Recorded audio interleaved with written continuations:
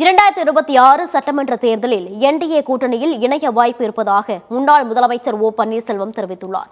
திண்டுக்கல்லில் செய்தியாளர்களை சந்தித்த அவர், அதிமுக ஒன்றிணைந்தால்தான் வெற்றி பெற முடியும் என்றும் இதற்கான அடிப்படை பூர்வாங்க பணிகள் நடைபெற்று வருவதாக குறிப்பிட்டார்.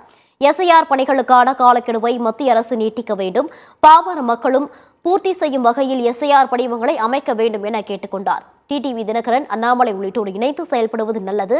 வரும் தேர்தலில் எங்களது கொள்கையின் அடிப்படையில் வாய்ப்பு கிடைத்தால் தேசிய ஜனநாயக கூட்டணியில் இணைவோம் எனவும் ஓ பன்னீர்செல்வம் தெரிவித்துள்ளார்.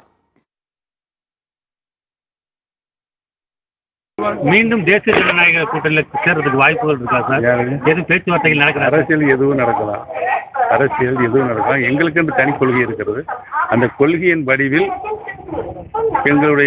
எங்களுக்கு வாய்ப்பு தந்தால் உங்களை மீண்டும் இணைய வாய்ப்பு இருக்கா சார்? மீண்டும் இணைய வாய்ப்பு இருக்கா சார்?